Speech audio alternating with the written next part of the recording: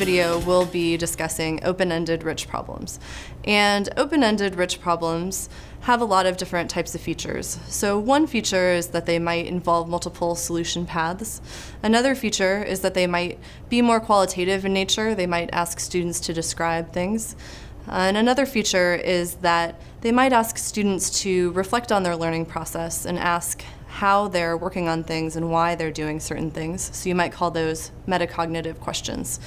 And these types of problems are really important to bring into our instruction because they send students the message that we really value them working on these higher order STEM skills. And so because there's a lot of things to say about these type of problems, it'll be helpful to break our discussion into two pieces. The first piece will talk about why these problems are important for students and what students get out of working on them. And in the second piece, we'll talk about what we as instructors actually get out of students working on these problems in terms of our ability to adapt instruction. So in focusing on what students get out of open-ended rich problems, there's three main pieces.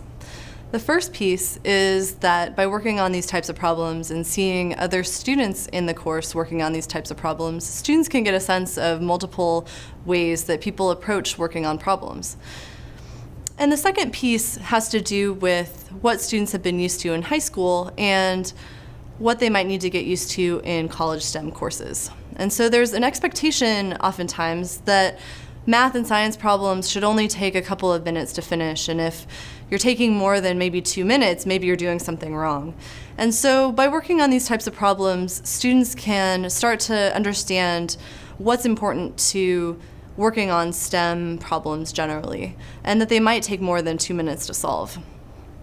And so related to this is the idea that these types of problems can actually support students in developing persistence skills, because this is going to be really important to their ability to work on STEM problems and work in STEM in general. And so open-ended rich problems help them practice this.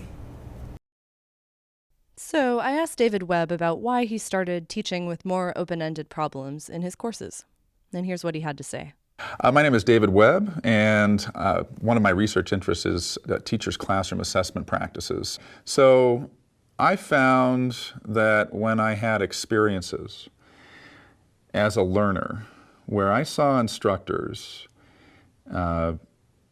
bringing in a range of ideas from students and then using those ideas to adapt instruction, I found my own learning to be more engaging, more interesting. I found that mathematical ideas that I thought I knew quite well, I found I didn't understand them until I heard other perspectives on those.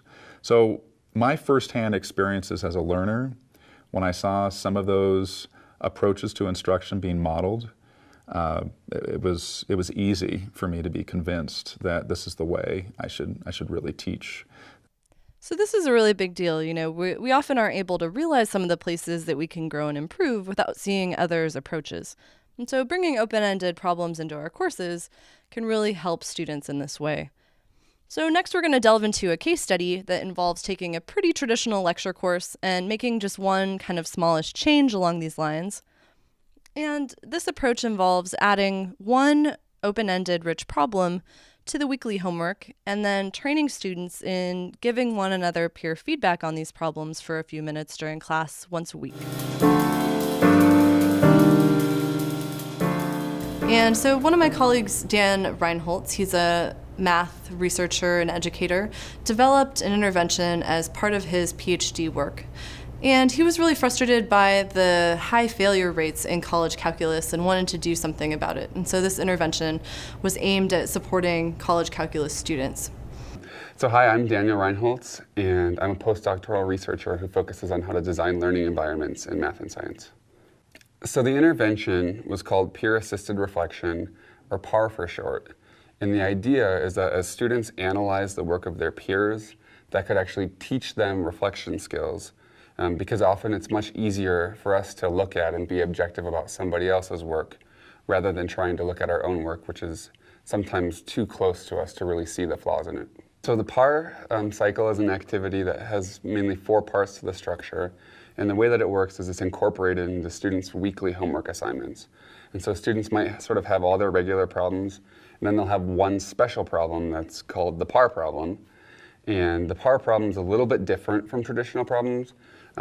They're generally difficult and very conceptually rich, so there's lots of places for students to really dig in and kind of experience and work with the mathematics.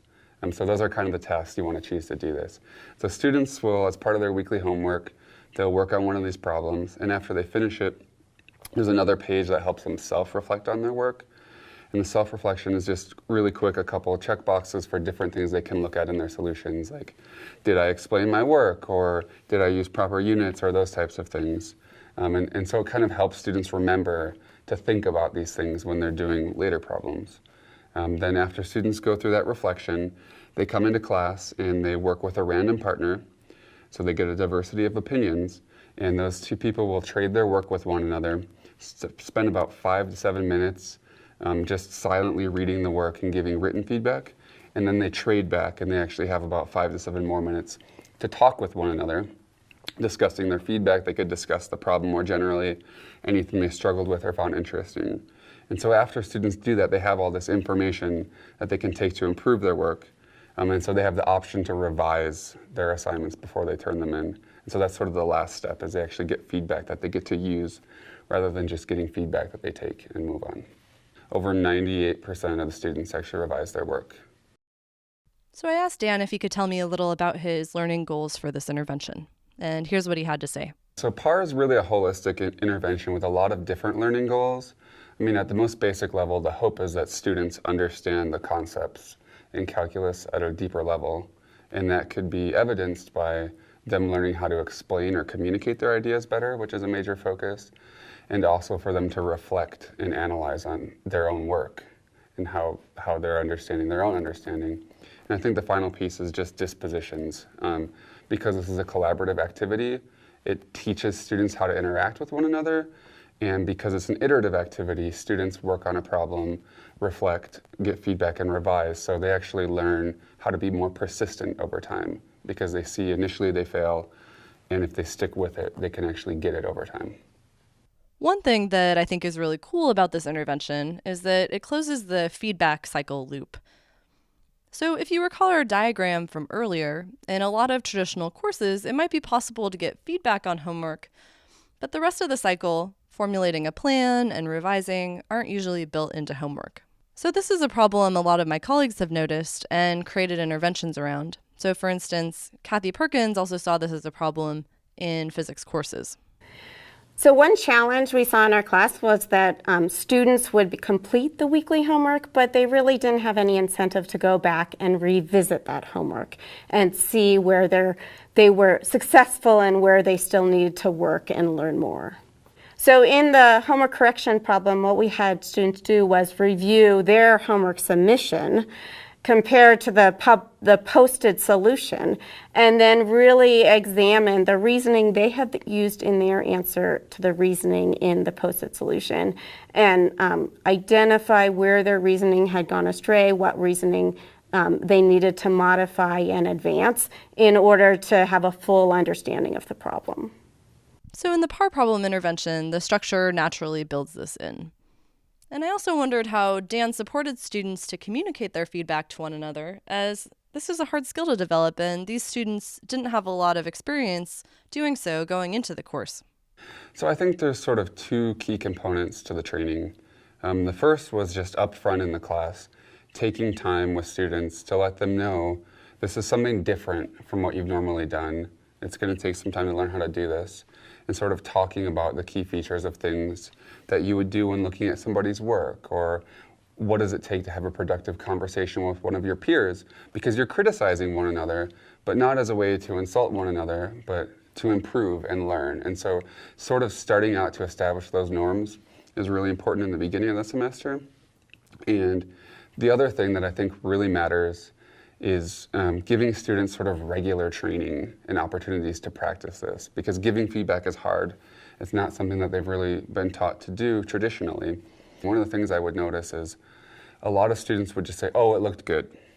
And they didn't really know sort of the places where they could give feedback.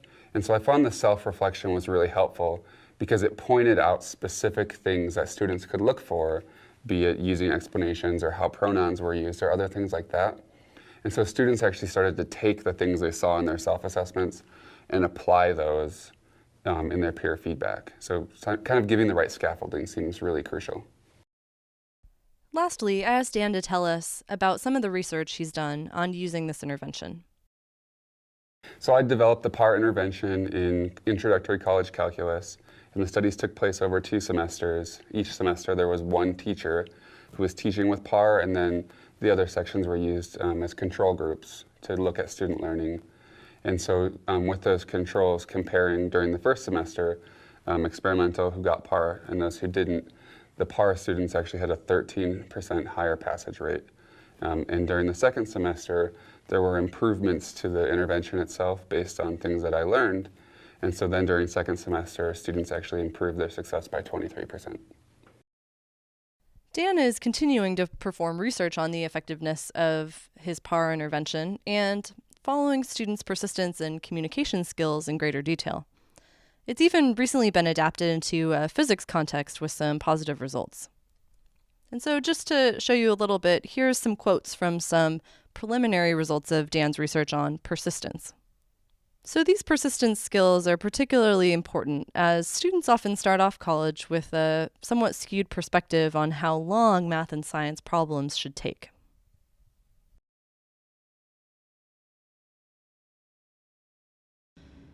So there's been some research where researchers have talked to hundreds of high school students about how long they expect math problems should take.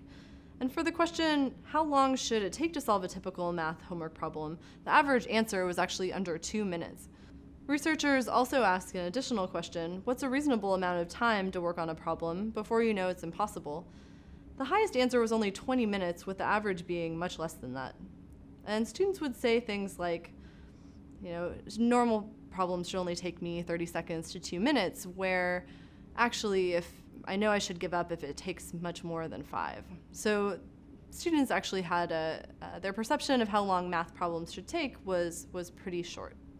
Managing student expectations, particularly in introductory courses, and also supporting their persistence skills is a big part of what open-ended and rich problems can support. So if we really want to emphasize higher order STEM skills, where do we get our problems? Well, one possibility is to adapt traditional textbook problems to better align with our learning goals. So now Stephanie Chastain will tell us a little bit about a concerted effort to adapt upper division physics textbook problems. So homework is a really important part of student learning, but oftentimes the homework in the textbook is really focused on calculation or simple recall and doesn't get at some of your higher learning goals. So this was the case in a course we were involved with, a junior level course in electricity and magnetism, and we had a lot of learning goals that really went beyond traditional sort of simple calculation. We wanted students to use common physics tools like approximations. We wanted them to visualize the parameters of the problem, to make sense of their answer, and to connect their answer to a real world context. But this wasn't always present in the traditional problems. So this is a problem from Griffith's electricity and magnetism text. If you're not in physics, it will look complicated, but it's actually a somewhat plug and chug kind of problem. It takes some understanding of the physics, but once you know how to go about it, you can go ahead and calculate it and not get a whole lot of insight into the problem. Here we see how this calculational question was adapted. In blue are the additions that they made, and I'm just going to point out 2 pieces here. First, that they ask students to actually sketch a function in a way that clearly describes its characteristics. It's really important. And second, they ask students to verify their result using a different problem-solving method. A lot of the things we did in this problem and other problems in this course are things that you can do, I think, to a lot of traditional homework problems.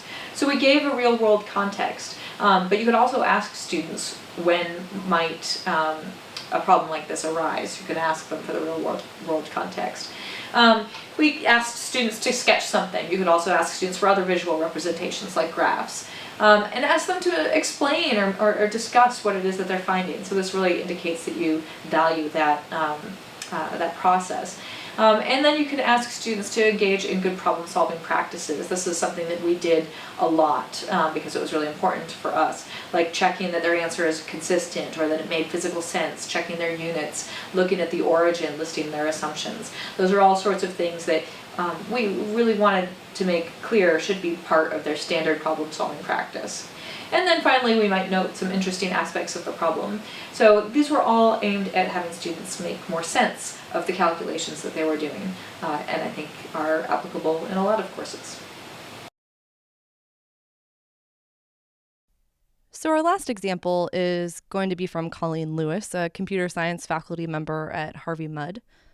And another way of adapting traditional assignments to be a little more open-ended is to ask students to take an idea they've been practicing and apply it into a new context that they're interested in studying. And so Colleen's going to tell us a little bit about how she does that.